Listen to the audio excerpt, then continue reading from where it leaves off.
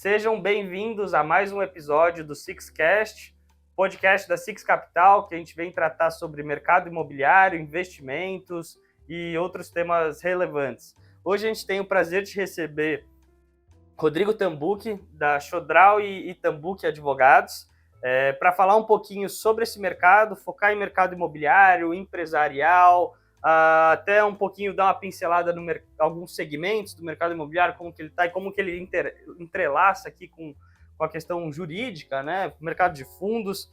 Acho que até no momento atual a gente tem falado bastante de leis, de mudanças, né? A gente tem uma lei que está para ser sancionada aqui, se não me engano, até dia 20.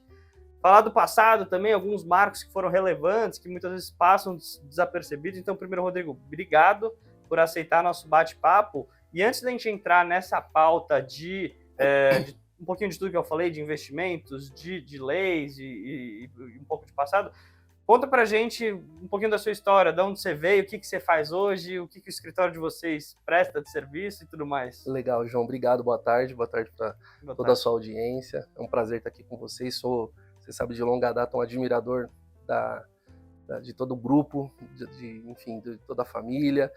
E a nossa relação sempre foi ótima. Eu sou, além de tudo, um grande admirador de vocês. Parabéns até pelo trabalho. Contar um pouco do nosso escritório, da nossa formação. A gente tem uma vocação desde a nossa fundação em 2008, voltado para o segmento empresarial e especificamente para o imobiliário. A gente não foca especificamente no imobiliário, mas ele representa a parcela significativa da nossa atuação no escritório. E, obviamente, nós participamos de grandes operações, importantes operações para o mercado, não só de São Paulo, mas brasileiro. Em geral, a gente tem algumas atuações específicas em algumas regiões, e isso vem nos trazendo ao longo do tempo. Então, nós temos clientes como shopping centers, loteadoras, incorporadoras, fundos, diversos players do mercado imobiliário que representam, enfim, são importantes aqui no mercado nacional. E nós, ao longo desses últimos 15 anos, a gente foi se desenvolvendo, participando do mercado, e nós tivemos eu e nossos sócios no escritório, a gente teve uma percepção, talvez, de que os escritórios, em geral, eles, não generalizando, mas talvez a dinâmica do trabalho, você acaba ganhando muita escala e talvez não atendendo muito ao produto, enfim. E a gente tentou focar nessa dor do mercado de conversar mais com o fundador, com a tomador de decisão, a não ficar apenas replicando e, às vezes, enfim, ou litigando, ou eventualmente numa mesa de negociação, usando termos jurídicos e que talvez impeçam até a realização do negócio. E nós percebemos isso e tentamos aplicar ao escritório uma visão mais parceira dos nossos clientes. Nós temos uma parceria muito próxima, isso a gente vem desenvolvendo, é uma meta. Eventualmente, não podemos dizer que somos perfeitos, e longe disso, aliás, mas é uma meta que a gente persegue. Então, está sempre próximo do cliente, muito disponível. Obviamente, a gente delega, nós temos times para delegar competente, o escritório todo tem uma equipe muito competente, mas a gente está muito próximo. Então, uma dor que tenha, eventualmente, você fala assim, poxa, Rodrigo, tive um problema, você fala comigo, com o meu time, mas em todos os assuntos nós estamos sempre envolvidos, e por mais banal que seja, até um exemplo, um cliente às vezes falou assim, poxa, Rodrigo, aconteceu uma situação assim e tal, preciso da sua atenção. Eu fui ver, eu falei, olha, mas você pode me passar informações? Ela, eu passei, mas eu não te copiei no e-mail. Eu falei, olha, eu já tinha te pedido, me copia em todos os e-mails, eu preciso saber até para te ajudar. Mas eu não quis te incomodar com esse assunto que não é importante. Eu falei, todos são importantes, e evidentemente eu não vou fazer todas as práticas, porque a gente você vai responder, não né? Mas consegue. você sabe, você vê uma frase ali que você fala, putz, isso encaixa lá. Exatamente, até e pode parecer que, enfim, alguém duvidar, mas nós do escritório, os líderes de equipe, os sócios, têm conhecimento de tudo que se passa, inclusive nós fazemos reuniões até para saber de outras áreas, para ter sinergia, eventualmente para dar uma solução para algum cliente de outra área, e já aconteceu muito, cliente do contencioso com imobiliário, imobiliário com contencioso, com societário, com mercado, em uma reunião, a gente tem uma reunião específica para falar dos clientes, prospecção e dos problemas, casos estratégicos, e essas soluções saem.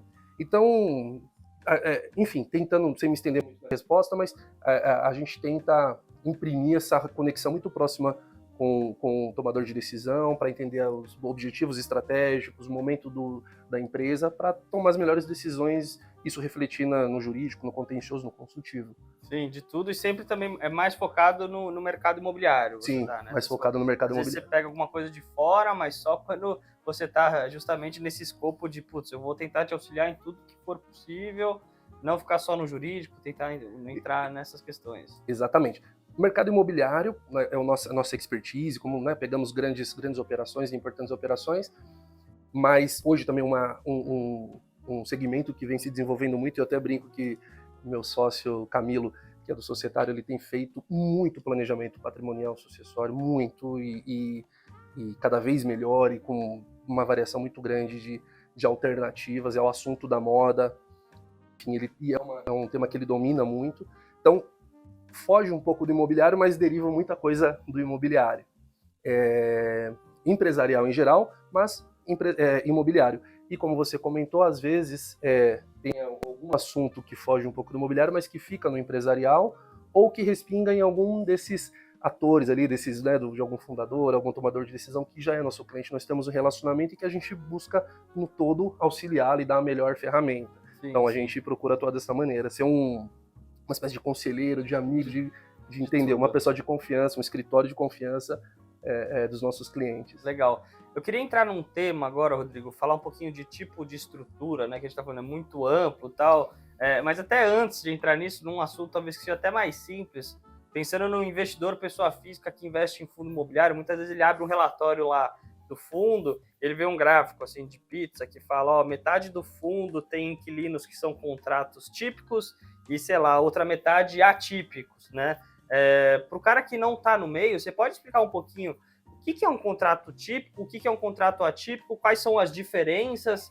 Eles é o mesmo contrato, é só um nome que a gente dá para ele ou não? Ele perante a lei ele é diferente também? Importante. Pode explicar um pouquinho isso antes da gente entrar nos segmentos específicos? Não, legal, essa pergunta é muito importante e faz todo sentido. Não é só uma nomenclatura.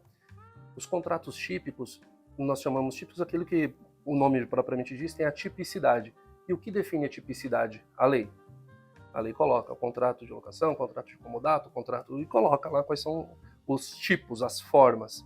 O atípico é aquele que não tem um nome especificamente e o conteúdo jurídico dele difere, mas é aceito pela norma, enfim, pela doutrina. O conteúdo ele é aceito de uma certa maneira pelo ordenamento jurídico. Por que eu estou dizendo isso? Porque em muitos casos o que não é típico é vedado. Em outros casos o que não é típico é aceito desde que tenha ali, não agrida, não ofenda algumas normas de direito público, que são as normas cogentes ou direito privado, tem umas regrinhas que não podem ser mudadas. Muito bem, nós estamos falando especificamente de fundo imobiliário. Sim. E tem os contratos típicos e atípicos. Os contratos típicos no segmento de locações imobiliárias são aqueles da lei de locações. Os contratos típicos, os residenciais ou não residenciais, que é como a lei determina. E ela tem regramentos específicos, você pode prever ali e falar, olha, o contrato sendo não residencial, existem as regrinhas de revisional de aluguel, você tem um período mínimo de 3 anos, para poder rever o aluguel, tanto para majorar quanto para reduzir, você tem as multas previstas em lei, você tem as formas, como que você rescinde um contrato, necessariamente é por viação de despejo ou distrato, não existe outra forma, então você ou distrata ou despeja. A pessoa abandonou o imóvel, não, isso não é desfazimento do contrato de locação. Tem uma discussão em relação a isso, é polêmico, mas sem complicar, via despejo. Renovatória, poxa, eu posso ficar desde que o contrato tenha somado 5 anos, a última atividade nos últimos 3 anos, você pode renovar automaticamente não, né, mas pedir ao judiciário, caso não chegue a um acordo, respeitando um prazo de 1 ano a 6 meses antes do vencimento, para que, preenchidos os requisitos, você tem que estar em dia com as suas obrigações, ele vai prorrogando por igual prazo. Isso é uma exceção ao direito de propriedade, porque o proprietário não pode dispor da propriedade. É uma questão até constitucional que falava, poxa, depois na nossa Constituição, o nosso principal direito, depois da vida, é o direito à propriedade, que é constitucionalmente previsto. Isso é mais pro começo. Desculpa te cortar. Imagina, eu tô falando demais. Curiosidade pessoal minha. Essa dos 5 anos é algo que até eu já sabia, né? Que mais pro lado comercial. Pro residencial, isso não aplica, não. né? Não se aplica. Não, porque é o seguinte, então, voltando, qual que é um direito mais sagrado? A gente até brinca, talvez até mais do que a vida. É o direito de propriedade. A Constituição protege bem a propriedade, tá como cláusula pétrea, você não pode mudar isso. Muito bem. Tem algumas exceções na Constituição de direito de propriedade. O uso capião é uma delas. Você pega a propriedade de alguém. Modo de dizer, estou grosseiramente falando, mas você tem a prescrição aquisitiva. Desapropriação. O Estado vai, enfim, tem algumas ferramentas. Porque, paralelamente, tem a Constituição, não dá para você analisar isoladamente, ela também prestigia a função social do contrato. O contrato e da propriedade. Ela precisa ter de uma destinação social, não é só para você beneficiar só você. Tem o IPTU progressivo no tempo, inclusive o Estatuto da Cidade prevê, também na Constituição, de que se você não der destinação, tem um terreno, a prefeitura, olha, você tem que fazer alguma coisa, senão vou IPTU, e se você não pagar até a desapropriação. Muito bem. Até chegar nos 5 anos. Por que eu estou dando essa volta? Porque a renovação do contrato, você há de convir que, seguinte, João, se você está alugando, não quero mais alugar para você. O Estado fala, não, você vai ter que alugar para o Rodrigo. Mas o imóvel é meu, não quero te alugar mais, quero fechar. Não, porque essa é uma das exceções, como eu comentei, porque protege o fundo de comércio. E porque só no comercial, a lei fala em não residencial, e ao invés do residencial, no residencial você não tem a constituição do fundo de comércio. E esses 5 anos é um período que a lei considera adequado para que o investidor, o locatário, seja remunerado, vamos usar um termo de mercado, um payback, de remunerar, de voltar o dinheiro do investimento que ele fez na adaptação, enfim. E esses 5 anos, se ele fez esse período, ele fala, olha, eu já estou estabilizado, eu constituí o fundo de comércio. Se eu tenho que te pagar o valor justo de mercado... Fundo de comércio é o ponto? É o ponto. Ah, tá. Eu tenho que te pagar, então assim, desde que eu pague o valor adequado e esteja em dia com as obrigações... Você nunca me tira daqui? Não, 5, tem as exceções legais. Uso próprio, se você falar, olha, eu vou tirar, mas eu... Mas no comercial, como que é uso próprio? Você pode montar um negócio seu, desde que não concorra. Mas daí pode dar briga também, né? Fala, pô, ele fez o ponto, gastou, fez a marca ali. Mas indeniza também. Não, mas não pode concorrer, tem que ser outra atividade. Não pode ser a mesma. Não posso só tirar ele fora e montar a mesma coisa que tinha lá. Não. Então tem essas exceções. Então, por isso, e no residencial não. No residencial você tem a trava, algumas travas também de prazo, de contrato. Então, você tem lá um contrato mínimo de, se for abaixo de 30 meses, o locador não pode reaver o imóvel e se prorrogar para o prazo indeterminado, a não ser que o locatário queira sair. Por isso que você vai ver que a maioria dos contratos nunca ninguém se pergunta, né? Assim como ninguém pergunta a cláusula de GPM. Todo mundo replica e não sabe por que põe GPM nos contratos. É o índice dos contratos de locação. Não, a TV replica isso, não tem nada a ver. Aliás, tem um contexto histórico, depois, se você interessar, depois eu comento um pouco. Mas o contrato de locação, enfim, residencial, todo mundo 30 meses, porque a lei fala que se for inferior a 30 meses, acontece isso que eu comentei com você, prorroga e não tira mais. Acima de 30 meses, você pode denunciar pagando a multa e também você pode notificar que você não quer mais e o locatário tem que desocupar. Então, por isso que para o locador faz sentido fazer contratos de 30 meses. Assim, de 30 meses, com mínimo de 30 meses. Pelo menos. Porque depois que vem, é facinho tirar. João, é tão... porque assim, aí nós vamos entrar depois, só lançar e você vai conduzindo. Questão do multifamily que tá hoje. Aí tem as locações short stay, long stay. Aí você fala, como é que eu tiro? Long stay, em termos conceituais, é acima de 90 dias. Vamos então colocar 12 meses. 12 meses, 1 ano. Como é que você consegue tirar, sendo que eu tô falando que a lei de locações estabelece o prazo de 30 meses? E a gente está falando dessas locações dinâmicas. Sim. Todo mundo está dizendo que merece um aprimoramento da lei de locações. Porque short stay é a locação de temporada, que é previsto na lei de locações, é um contrato típico, portanto, e de até 90 dias. Que é aquela locação rápida, 1 semana, 2 semanas. Então é complexo, uma coisa vai enganhando na outra. Sim, sim. Mas daí a gente falou um pouquinho de típico, até passou no comercial e o atípico BTS nós podemos falar. Então, porque, por exemplo, eu às vezes analisando como investidor, o primeiro ponto que todo mundo se atém muito é um contrato atípico, se ele sair antes, ele paga multa sobre todos os aluguéis remanescentes, né? Esse acho que é o principal ponto que o investidor vê, né? Perfeito. Mas além desse ponto, qual que é o limite que ele pode chegar, né? Porque também, que nem você falou, o atípico ele tá pegando coisas que muitas vezes não estão escritas ali na lei, né? Tem uma liberdade maior. Porque, pensando assim como investidor, vou extrapolar um pouquinho. Se fizer um contrato atípico onde o investidor acha que ele está mais seguro, porque se o inquilino sair antes, ele vai ter que pagar uma multa gigante. Mas às vezes esse contrato foi meio mal feito, extrapolou em uma linha ou outra, que ele se torna inválido. Então ele está mais fraco do que o outro. Não sei, eu estou extrapolando. Assim, existe isso? Quais são as particularidades desse tipo de contrato? Não, excelente pergunta. Primeiro dia de aula na faculdade, o professor faz uma pergunta, qual que é a resposta? Depende, depende. Vamos lá, o contrato atípico a gente vai falar no mercado de locações, basicamente do BTS. No BTS, por que é típico? No contrato de locação típico tem as regrinhas e a multa de 3 meses de aluguel e tudo mais. No BTS, você tem um investimento por parte do locador na estrutura e na infraestrutura. Por conta disso, o locatário ele tem que respeitar um prazo justamente para que pague o aluguel, remunere o aluguel e remunere o investimento. Em razão disso, normalmente numa alocação típica, você pode colocar a multa de 10 aluguéis. O judiciário vai reduzir para 3 e proporcionalmente ao tempo de contrato. Sim. Vai interferir e falar, não, isso aqui é ilegal porque a lei fala 3 meses de aluguel, enfim. No contrato de BTS atípico, que é portanto atípico, você tem essas circunstâncias atípicas, você pode colocar 10 aluguéis de multa. Vai me ressarcir, vai me indenizar, tem a garantia, e o judiciário, via de regra, não interfere ou não deveria intervir. E aí eu falo depende por quê. Se você for sem problematizar, e como até nós comentamos, entrar no juridiquês chato, é mais para esclarecer, mas às vezes a gente confunde mais do que esclarece, o judiciário tem entrado mesmo nos contratos atípicos e reequilibrando, aplicando o Código Civil, reduzindo o que a gente fala equitativamente a multa.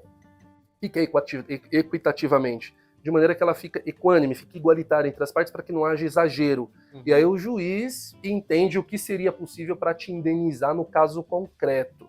E aí ele acaba interferindo, reduzindo a multa. Mas, de fato, quando para o investidor, aí indo direto ao ponto, quando ele olha o contrato atípico, em tese, dependendo da situação, aí tem que olhar todo, né, o investimento, quem é o locatário, qual é a perspectiva, os investimentos que foram feitos, o contrato. Mas, de maneira geral, tem outras formas de remuneração, você pode, é mais aberto, tá?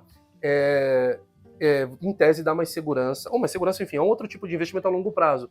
Você pega um investidor, aparece no escritório sempre, olha, tem uma negociação, nós estamos fazendo para adquirir um fundo, enfim, adquirir uma operação, você vai olhar os contratos de locação. Quanto tempo ainda falta de contrato e se o contrato é típico ou atípico?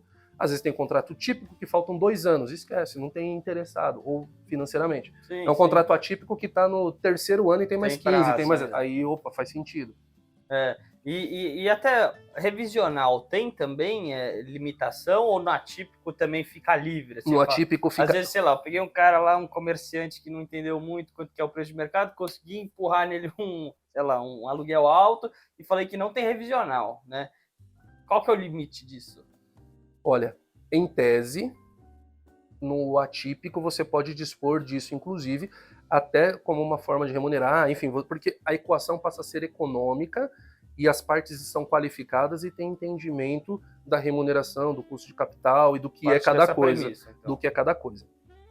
De novo, João, o judiciário tem entrado em alguns casos, não vou entrar no mérito se de maneira correta ou não, em alguns casos tem algumas críticas pontuais, mas assim, em alguns casos ele fala, bom, aqui extrapolou a remuneração, porque veja, correção monetária, discute correção. Não é para colocar correção ou não. Se a parte entendeu que não ia corrigir e por algum motivo, por isso que no contrato, todo contrato, é importante você colocar os considerandos.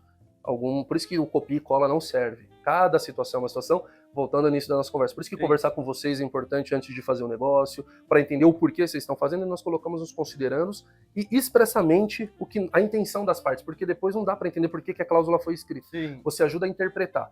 Então, você fala assim, João, nós vamos fazer um negócio, poxa, mas eu estou investindo X, você vai colocar X, mas tem um custo de capital, o câmbio está alto, assim, assado, portanto, não vamos colocar a correção nesse momento, porque a correção, se tiver a margem histórica de 5%, 6%, não faz sentido para mim, eu preciso travar mesmo que seja a correção.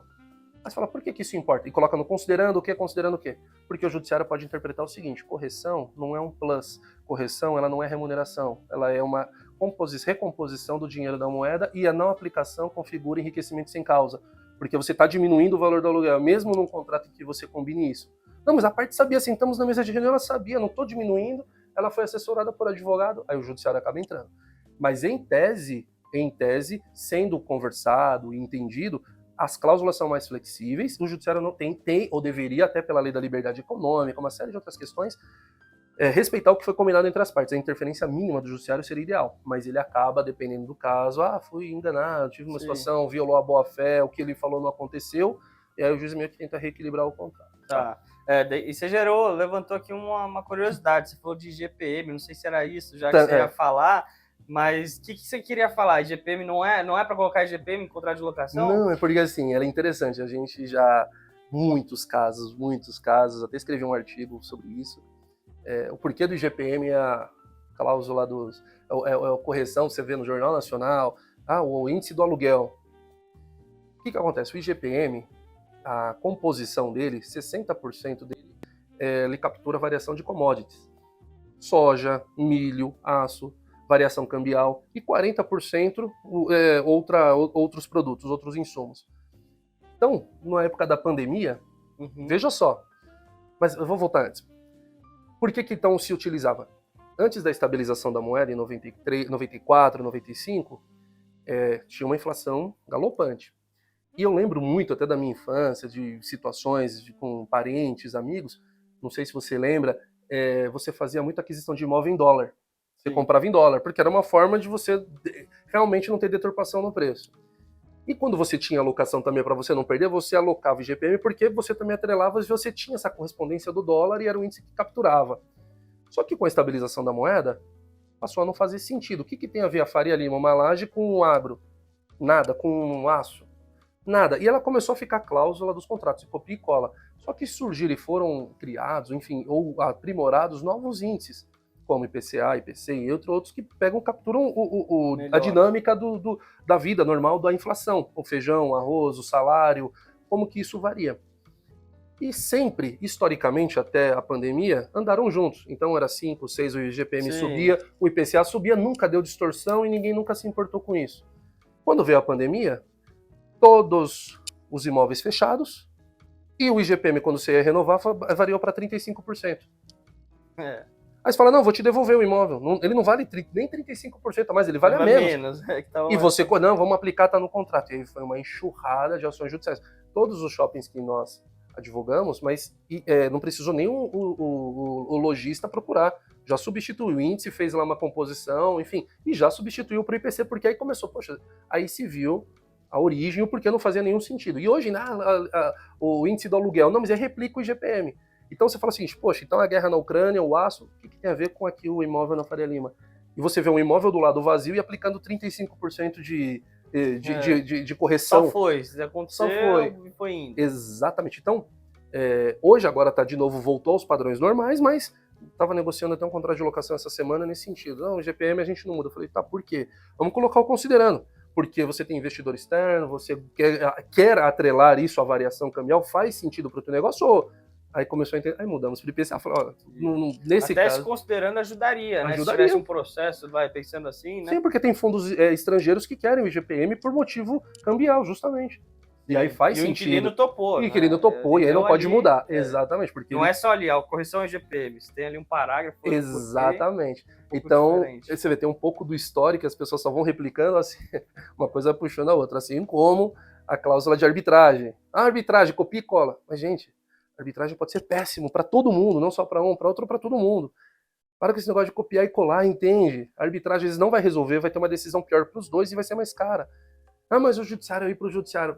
Para com os estigmas, às vezes o judiciário é mais rápido, é mais competente, nem sempre tem essa... Sim. Então, mas teve uma moda logo depois da lei, também 98, 99, tudo era arbitragem. Locações também é arbitragem. Mas tem locações que tem arbitragem, faz sentido, outras não. E aí qualquer contrato, você vê lá uma minuta padrão, tem cláusula de arbitragem. Sim. Então, já teve casos que nós tiramos, contratos grandes, mas pelo perfil do contrato, pelo objeto, discutindo internamente, nós optamos por tirar a arbitragem. Porque também tem aquela ideia geral de que quanto maior o contrato valor e mais complexo, necessariamente tem que ir para arbitragem. Minha particular opinião, não. Depende da matéria que está sendo discutida. Obviamente, a gente fala de tecnologia, alguma outra situação em que as partes combinam. Agora, uma contratação de serviço, em que tem as obrigações muito claras, porque o juiz vai interpretar inadimplementa, adimplementa, essa questão muito mais macro, que um árbitro eventualmente pode ou não pode.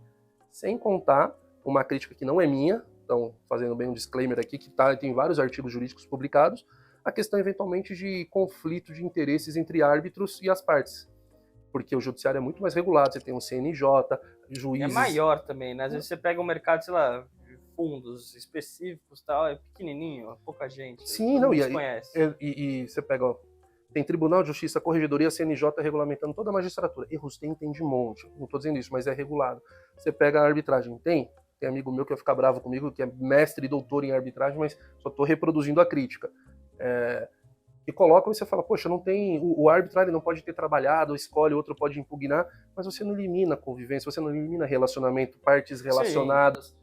E tem uma série de decisões arbitrais sendo anuladas aqui no Tribunal de São Paulo, também E fora que existe discordo. aquele ponto que eu acho que, eu não sei, você deve saber muito melhor do que eu, que o cara foi lá, fez a arbitragem, deu certo, bonitinho, perdeu, daí fala, não, agora eu vou pra justiça. Não, isso a justiça tende a ou manter. Não, se ele está só inconformado, não. O que tem de decisão judicial anulando a arbitragem é justamente por esse conflito do árbitro. Tá bom. O Mas judiciário de decisão mesmo, Não, normalmente isso- é mantida. mantido, isso não se discute, isso é uma posição muito pacífica, respeita-se a lei. O que se tem é quando uma parte fala, olha, o árbitro participou, ele não foi imparcial, ele já foi advogado, um vizinho, amigo, ele tem interesse não é interesse direto, não estou falando de propina, de corrupção, estou falando de, olha, ele não foi imparcial como um juiz deveria, a decisão dele foi por motivar. Isso tem chegado no judiciário. E não é um problema, ganha muito tempo nisso, mas quando você ganha sentença arbitral, você tem que executar no judiciário. O tribunal arbitral ele não tem poder de polícia, ele não pode chegar, pegar, bloquear a sua conta. Você pegou, ganhou uma sentença, o que você faz com isso? Agora você vai para o judiciário, para o juiz mandar fazer as coisas. Mas é mais rápido, tá? Do que todo esse processo. Pronto. Que já antecipou. Sim. Se perdeu, eu me alonguei um pouco, mas só para contextualizar cláusulas padrão de GPM, não, que às vezes você coloca. É interessante, a gente vai também aprendendo aqui. E falando, agora entrando em segmentos aqui, Rodrigo, a gente estava falando de particularidades, talvez, até um pouquinho mais de mercado de capitais, fundos e tal. Quais as principais diferenças que você vê de falar de um comércio para uma residência, para um BTS, para um loteamento, assim, questões mais gerais, assim, que você vê no dia a dia? Olha, eu vejo bastante, também é bem interessante essa pergunta. As classes de ativos, né? Quando você pergunta do mercado imobiliário, assim, do que especificamente nós estamos falando, e tem inclusive um mercado de capitais que inclusive um mundo à parte disso, né? Sim, eu falo, mercado imobiliário assim, mercado de capitais imobiliário ainda é muito menor. Muito. Né? E muito específico, e eventualmente Sim, ponto alto, ativo é bom ou ruim e não reflete necessariamente a operação em si por X motivos, porque X interesses, mas é muito interessante. E antes também de entrar um pouco nessa pergunta, eu lembro de um podcast que eu ouvi com alguns, né, com incorporadores, e o mercado imobiliário, a gente não pode duvidar ou menosprezar os cabelos brancos dos grandes empreendedores. Eles falam o seguinte, você pode ou deve, né, investir apenas onde seus olhos veem, você entendeu o mercado, porque o mercado imobiliário tem muito da cultura local. Estou dizendo isso porque você pega das bolsas, aliás, das empresas, das incorporadoras listadas em bolsa, acho que é o maior segmento da B3 é o mercado imobiliário, que está listado e tudo mais. A maioria atende na cidade de São Paulo especificamente, atua na cidade de São Paulo. E aí, se você for afunilar, cidade de São Paulo, alguns bairros da cidade de São Paulo. Se você for pegar aqui Zona Sul, Sim. não é o mesmo da Zona Leste. Você passou da Moca, já são outras incorporadoras, outro perfil de produto.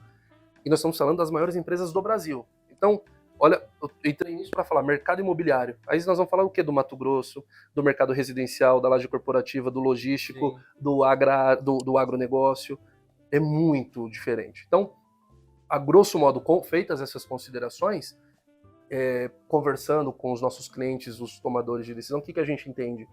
Ou o que vê, né, de alguma facilitação, já entrando também, ou tocando no assunto que você comentou da legislação, da modernização.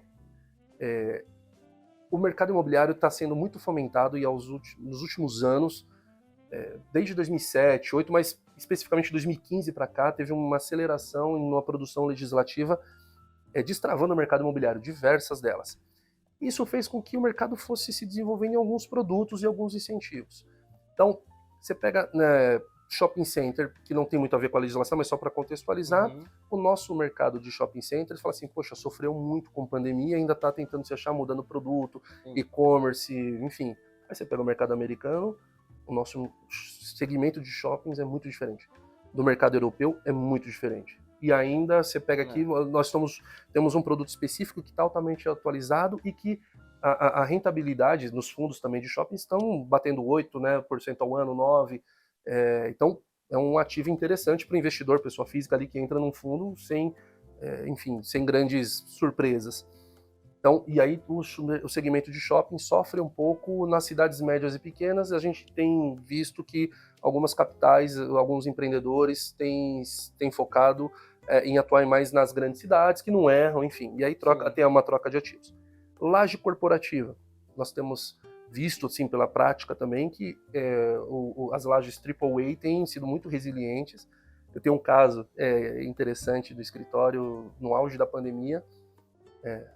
O meu cliente fechou, e o fundo que tinha, a detentora da laje, a locadora, procurou para renegociar o aluguel. Ele falou, não, mas é para baixar? Não, para subir. Pô, mas estou na pandemia, eu estou há 3 meses fechado, eu não posso abrir.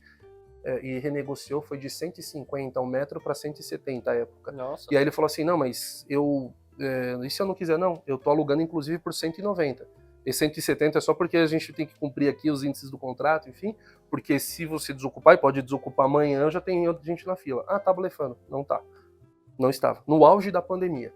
E aí você via diversos outros imóveis desocupados aqui em algumas regiões. Indo no caminho inverso. No caminho inverso. Então mudou a forma de ocupação, né? Isso a gente tem visto no mundo inteiro. Residencial mudou o tipo de produto, mas também alguns ficaram um pouco resilientes. Acho que aquela onda de imóveis no interior deu mais arrefecida. O mercado de loteamento... Durante a pandemia, né? A gente vê aqueles estúdios de 20 metros, eu vi que até a propaganda era assim, é pequeno, mas você vai estar perto do seu trabalho, você vai rápido, né? Um monte de estúdio. Daí na pandemia foi o inverso, todo mundo querendo casa, espaço, indo para o interior. Exatamente, né? Então... Isso deu uma arrefecida, tanto que o preço do interior deu uma estabilizada, antes tinha subido muito. Lote, mercado de loteamentos. Não tem lote no Brasil hoje. Tem algumas pesquisas que a gente tem acesso, alguns parceiros e de clientes também, que, em média, no Brasil, um lote fica no estoque de 30 a 40 dias. Nós estamos falando de lote de reuso, né, de revenda. Lote novo. Não tem loteamentos sendo aprovados, até pela demora, tem alguns problemas de loteamento, mas o que tem vende. Então, o loteamento é um mercado muito bom que é pouco visto. Até pela questão do mercado de capitais, que não tem tanta saída. Depois tem pouco, até mercado bancário também, de crédito, né? Fala, putz, parece um dos segmentos mais rentáveis no imobiliário. Muito. E banco não faz financiamento. E fundo imobiliário, poucos fundos tem poucos de equity mesmo, eu acho que pouquíssimos tem, né? Mais crédito, né? Alguns fazem CRI, emprestam dinheiro. E o funding para você desenvolver é muito escasso, e depois para você securitizar a carteira, porque tem a história ali do terreno com a casa, enfim. Só que isso tem mudado. Eu acho que nós vamos ter novidades no mercado de loteamentos, com as novas... Uma das alterações, linkando, né, com o início da resposta também da sua pergunta, das novas das atualizações legislativas e que destravam o mercado, teve a 14382, que dentre diversas alterações, foi talvez uma das principais alterações legislativas dos últimos 20 anos, que deu efetividade ao sistema eletrônico dos registros públicos, mudou uma série de leis. Ela permitiu a incorporação de casas isoladas. Então, o loteador, antes ele vendia o lote, e quem comprava não conseguia construir via de regra, falando padrão popular, médio. Então ele ficava pagando um aluguel, juntando dinheiro, pagando o lote e não construía, ou construía de maneira, às vezes, não tão bacana, e depreciava o estoque do loteador, ficava um negócio meio estranho. Com a possibilidade da incorporação da casa isolada, o loteador pode agora vender o lote com a casa. E isso permite que quem está comprando já compre a casa já financiada. Sim. Porque antes o loteador muda tudo.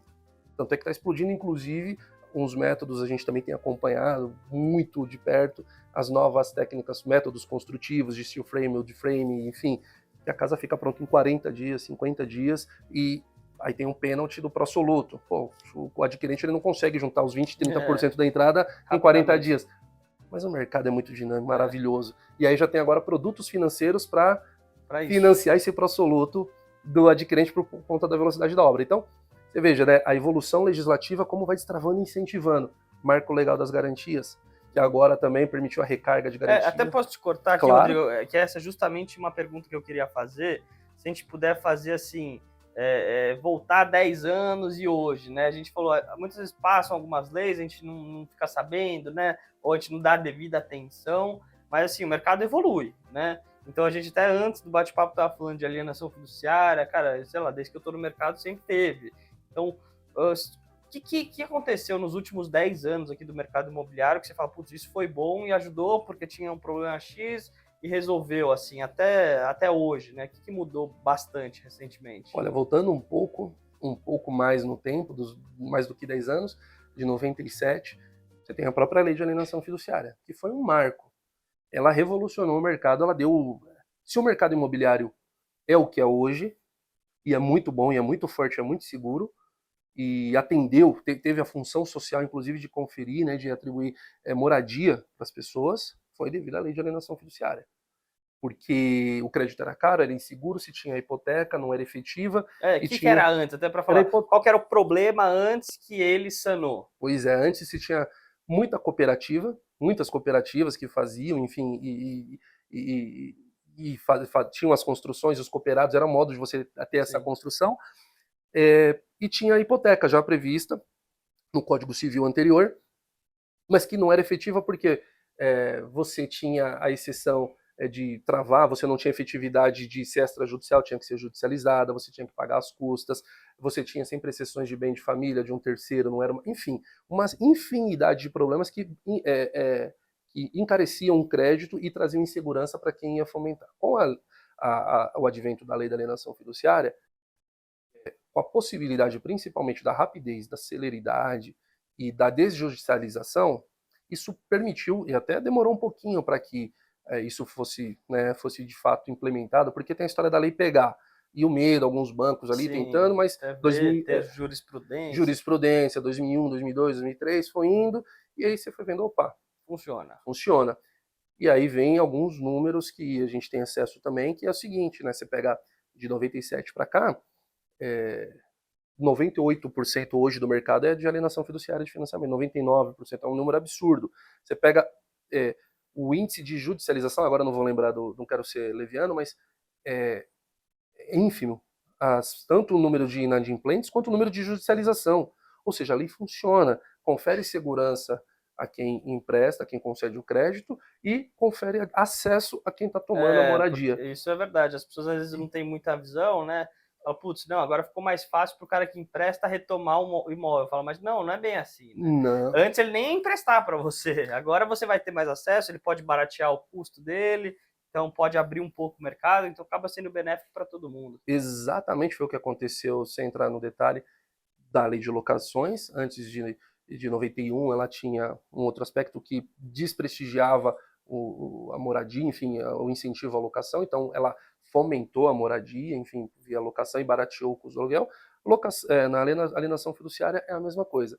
Ela teve até uma decisão recente do STF que foi muito mal divulgado pela mídia. Eu senti que foi...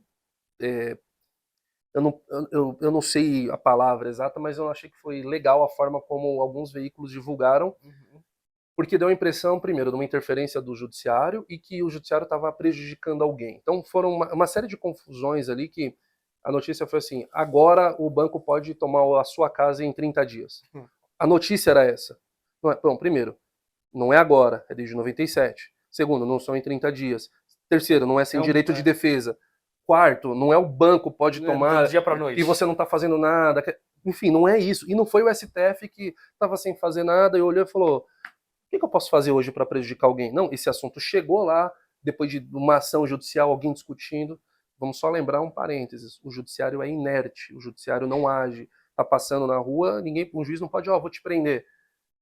A não ser como qualquer cidadão que tem o direito de prender em flagrante, mas o juiz não é pela função não dele. É pela função de juiz. Então, se não chegar nele, ele não vai fazer nada. Então, não foi ele que tomou a iniciativa. Essa ação foi de um consumidor que entrou e estava questionando a constitucionalidade ou a constitucionalidade, mas o conflito entre a lei da alienação fiduciária e o Código de Defesa do Consumidor, que é anterior, porque você tem a perda total dos valores pagos, enfim, tem uma questão mais específica ali no caso concreto, e o STF falou, olha, não é constitucional a lei de alienação fiduciária, por vários motivos, não vem um caso aqui, e só validou algo que já é aplicado desde 97. E aí a mídia falou, nossa, a partir de agora, olha o que os bancos fizeram, e você vai perder teu imóvel. Não mudou nada. Várias vezes eu vi assim algumas mídias, alguns veículos, e o que mudou com a decisão do STF, gente, não é nada. É um desserviço, não é que não mudou nada, isso não tinha nem que ser notícia. É Sim. porque, bom, demorou até para chegar lá e para o STF de fato acabar com essa insegurança jurídica, Sim, né? Mas isso acaba trazendo até mais segurança no final. Muito. Né? Fala, pô, já passou, tá validado, né? E acaba gerando claro que essa questão ruim, né? Mas é uma validação, querendo ou não. Exatamente. Aí teve então a alienação fiduciária um pouco mais atrás, teve algumas alterações no Código Civil, leis específicas, teve lei dos distratos, teve a lei que instituiu, possibilitou, regulamentou uma situação que era muito comum na prática e não tinha legislação aplicável, que era o condomínio de lotes. Então isso, poxa, colocou em prática, falou, olha, isso aqui existe de fato, essa jabuticaba, agora vamos prever, vamos tornar típico. Ele veio e previu, e enfim... Isso... O que é? Até você pode detalhar, o que é um condomínio de lotes? Condomínio de lotes, o que se fazia antes, né? Quando você fazia um loteamento fechado, um condomínio, o nosso Código Civil não tem essa possibilidade desse condomínio. Então, se fazia a aprovação da venda dos lotes, você individualizava, você fazia o controle do acesso, mas você instituía uma associação, porque aquilo de fato não era um condomínio. Não era previsto. Se não é previsto, não pode fazer, cartório não aceitava. O condomínio nada mais é do que você regrar a vida daquele ambiente de coproprietários. Serve para tudo. Se eu e você somos dono desse copo, nós somos condôminos, donos em comum desse copo. Sim. E nós vamos regular uma copropriedade. Quando você usa o copo, quando eu posso usar, e se perder quem que... É isso que a gente vai regular numa convenção de condomínio. Nessa outra situação não tinha essa previsão, não existe a previsão do condomínio fechado, não tinha. Isso tem a lei de loteamentos, né, que estabelece o loteamento, que é normal, tradicional, aberto, que a gente conhece, com as contrapartidas, é público, enfim. E não tinha essa figura. Mas sempre teve, sempre fizemos, enfim. E o que se fazia? Se criava, então, uma associação, que regulamentava ali dos moradores a associação, e você cobrava uma taxa associativa. Essa taxa associativa aí tem... Isso foi parar no STF. Tem questionar o seguinte, direito de livre associação. Eu não sou obrigado a me associar. Então, um morador da Boa Vista falava, eu não sou obrigado a me associar. Não vou pagar nada. Não vou pagar. Aí gerava uma discussão. Aí a forma de cobrança, você tem que entrar com uma ação de conhecimento, sendo que condomínio é título executivo, você executa como se fosse um cheque, porque é uma obrigação. Tem o que a gente fala da natureza própria terreno, ou seja, o condomínio é igual IPTU, não pagou imóvel para leilão, responde mesmo sendo bem de família. Na taxa associativa, não. Mudou. Aí veio uma lei e incentivou não, né? Criou e regulamentou essa figura, estabelecendo inclusive competência para os municípios, para que legislem, porque cada município tem uma realidade local, para que, enfim, estabelecendo lote mínimo, o que pode, que não pode. O que pode, que não pode, a região. Mais no detalhe, para que dada a especificidade do caso e do município. Uhum. Então, condomínios de lotes, a lei de registros públicos, lei dos distratos, enfim, uma série de legislações, como a gente veio falando, que de maneira invisível ou visível, mas que vem sempre o mercado imobiliário se desenvolvendo e evoluindo, o mercado legal das garantias. E isso vem sempre destravando o mercado imobiliário. Eu tenho muito orgulho de dizer, na minha percepção, na minha análise, que o nosso mercado imobiliário é muito evoluído, inclusive comparado com o americano e talvez até mais, em termos de segurança jurídica, em termos de investimento, segurança para o investidor, propriedade. Então, e essa evolução legislativa só mostra que nossos legisladores estão atentos, o nosso mercado imobiliário Sim. é muito atuante, muito firme, as entidades representativas são muito representativas, muito fortes, muito competentes, bons advogados, bons juristas.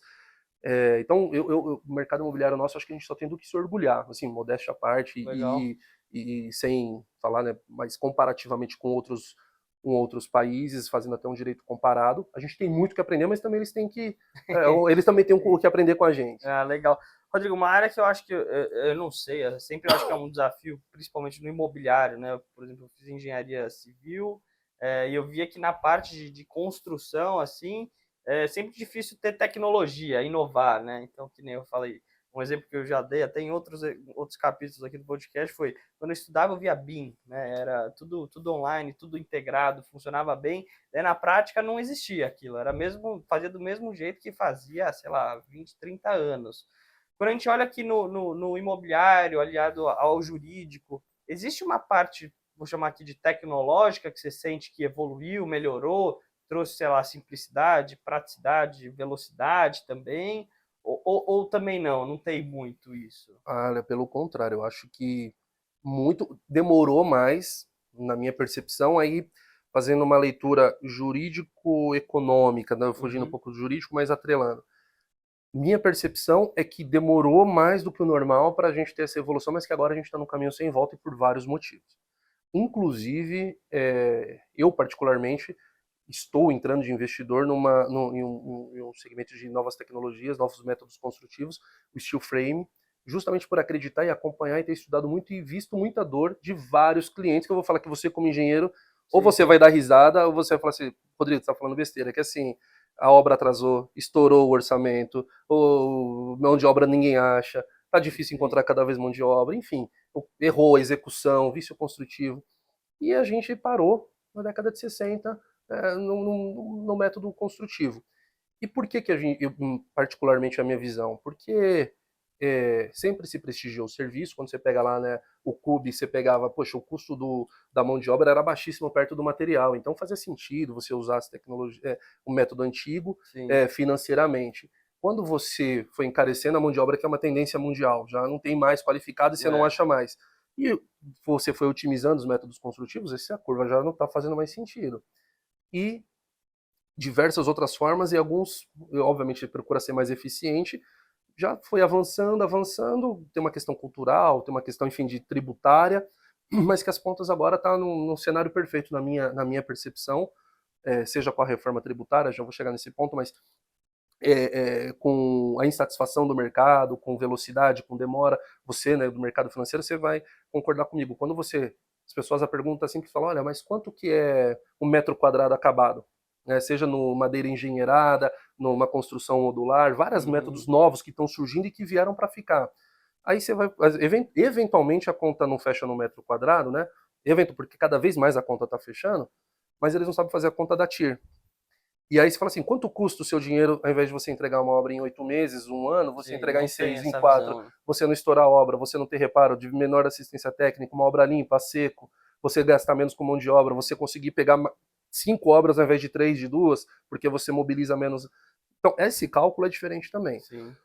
Então, nós temos inclusive alguns clientes que já tem um cliente nosso que está fazendo já algumas obras com madeira engenheirada, um outro loteador que está fazendo um shopping em Atibaia também com madeira engenheirada, e uma segunda fase do loteamento, condomínio de lotes dentro Sim, do loteamento sim. com madeira engenheirada, clientes com steel frame, construção modular um pouco diferente.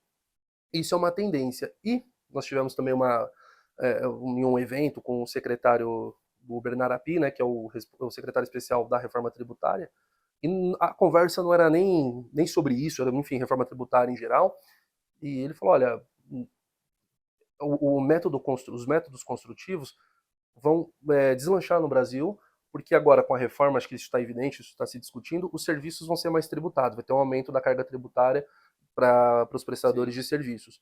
E vai desonerar a indústria. É um cobertor curto, né? Você tira daqui, tem que pôr ali, enfim. E nesse cenário que se apresenta, o setor de serviços vai sofrer. E a indústria vai ser desonerada. E ele comentou, nesse cenário é um caminho sem volta de que a construção vai ser uma das maiores beneficiadas, porque vai diminuir o custo ainda mais da produção da indústria na Sim. construção. Então, aquilo que era um dos pênaltis, que era um valor Mais elevado, alto. mais alto, já está também com os dias contados.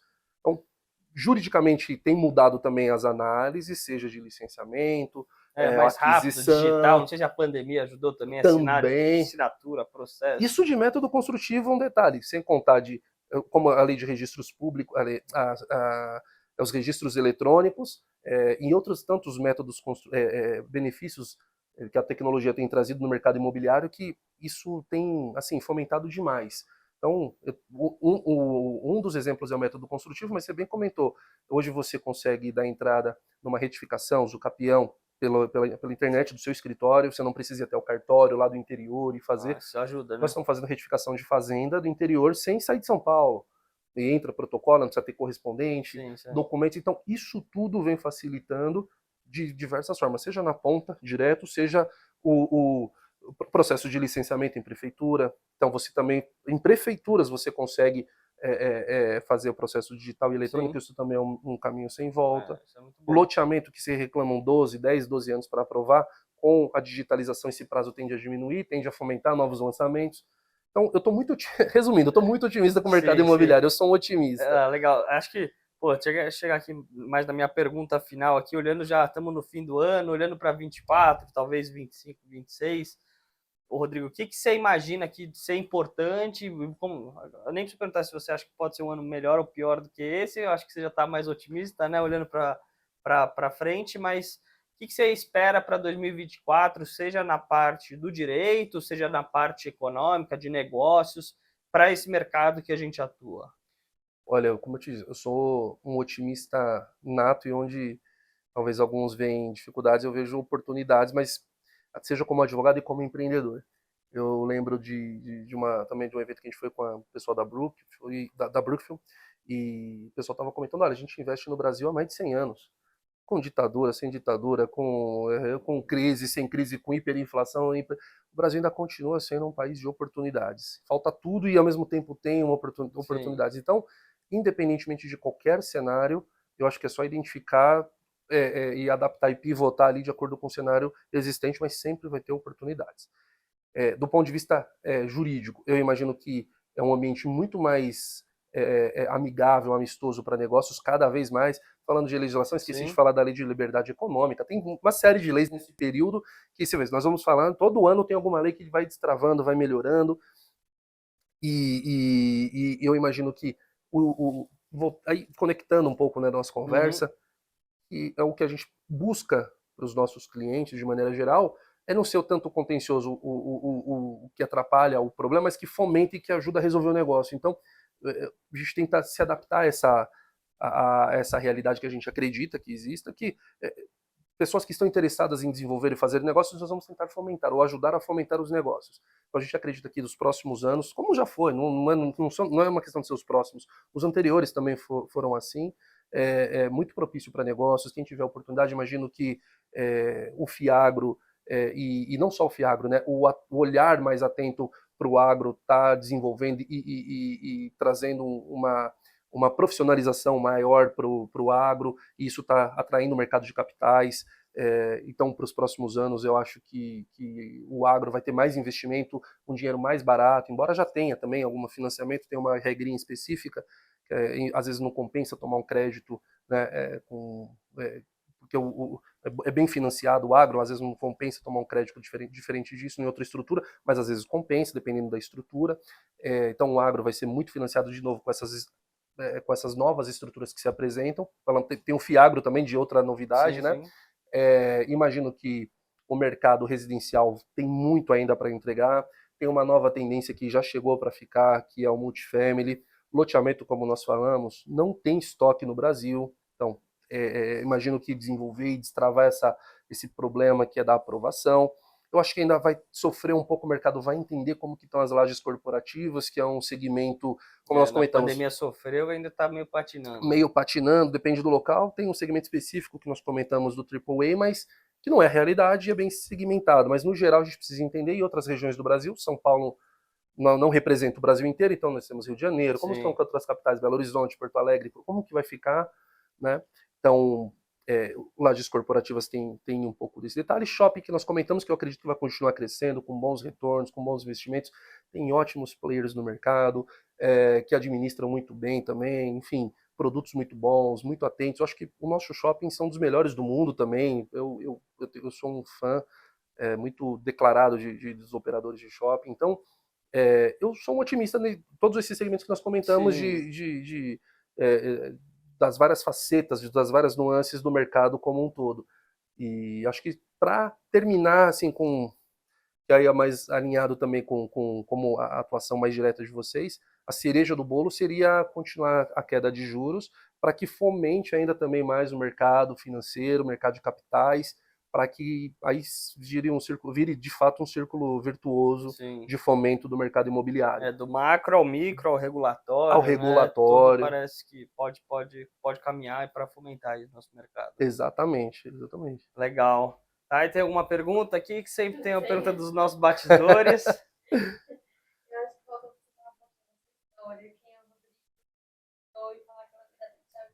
Ah, sim, legal. Só deixa eu falar aqui, senão não ouve aqui.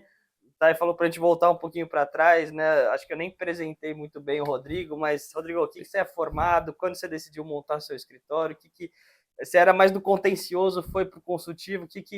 Conta um pouquinho pra gente disso aí. Eu vou voltar um pouco, porque, bom, pelo menos para brincadeira dos meus amigos, que eu sou sempre lembrado disso, mas eu sou um caiçara nato, eu sou do litoral de São Paulo, sou de Itanhaém, e com 17 anos, minha vida é ser advogado, teve uma época que eu queria ser piloto de Fórmula 1 ou jogador de futebol. Bom também. Depois disso, eu só quis ser advogado, eu não quis ser mais nada na vida a não ser advogado, e empreender, mas o direito me permite isso, conectado com o escritório, enfim, mas a advocacia sempre em primeiro lugar. E com 17 anos eu fiz direito no Mackenzie, e minha história, passei por grandes escritórios, sempre foi no contencioso. E 2005 a 2006 eu já fui migrando para o imobiliário, começou o boom já imobiliário de 2007, 2008, eu lembro dos estúdios aqui em São Paulo, os flats em São Paulo, que valiam 30, 40 mil reais, da noite para o dia passaram a valer 120, 160, 180, e shopping, centro, incorporação, enfim, foi quando surgiu Minha Casa Minha Vida, e aí aquela loucura. E aí a gente começou a migrar a minha atuação contencioso e consultivo imobiliário.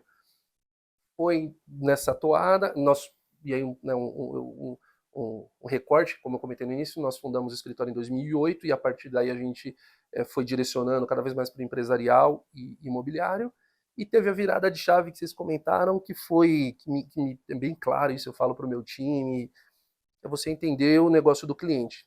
E num dado momento, estava em algumas salas de reuniões, eu não estava...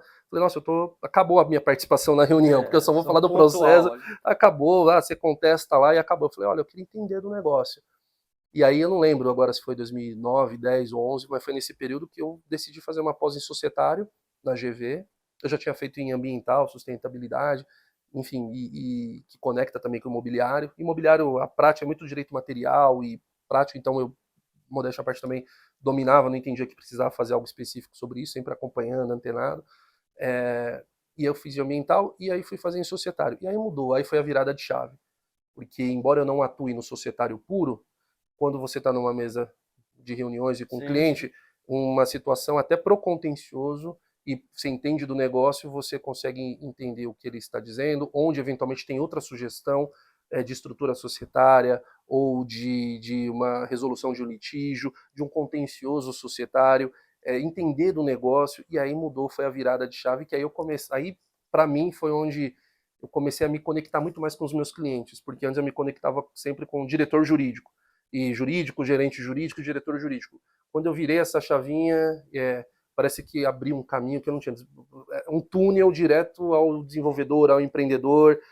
A gente falava a mesma língua, quando ele falava de TIR, Payback e PMT, nossa, eu tô entendendo o que você está falando, e contabilidade financeira, e não porque você pega às vezes o societário ou o tributário, ele também fala daquilo, ele fala do contencioso, ele não entende, se falar do imobiliário.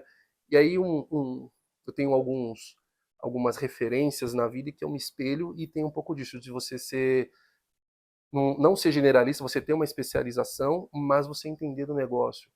Então, você nem atua, né? Mas você só de ouvir, você entender alguma coisa, você fala, putz, eu consigo linkar isso com o direito, que é a minha especialidade, fazer um contrato de uma forma melhor, que nem se for considerando. Exatamente. Aí eu falo, esse tipo de advogado que eu quero ser, um advogado que entende, que sabe as nuances, entende da operação do cliente e tenta achar a melhor saída. E eventualmente, não que eu vou fazer o societário, mas aí eu passo para o meu sócio, indico, olha, acho que aqui aquilo que nós comentamos, uma SCP é um melhor veículo, ou uma SPE, ou uma SA, dependendo do empreendimento, poxa, faz sentido, vou chamar os meus sócios, acho que faz sentido uma conversa, ou do imobiliário, fazendo o consultivo, e aí eu fui migrando cada vez mais também para o consultivo imobiliário, porque eu pegava na ponta já o problema, comecei a desenvolver os contratos antes de chegar na ponta, então isso tudo foi me ajudando. Então, quando eu percebi que eu queria falar a língua do empreendedor, eu fiz a minha pós em societário, que me abriu a cabeça muito, e eu acho que foi o ponto de virada para mim, para o meu desenvolvimento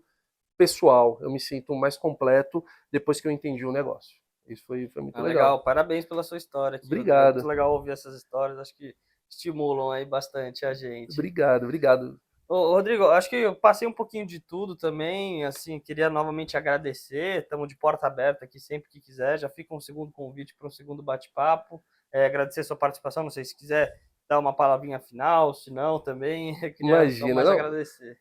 eu que agradecer o convite, agradecer vocês, todo o time da Six, da família Zogby, todo mundo, Baltazar, João, você, enfim, Sim, todo o seu Nelson Zogby, todo mundo.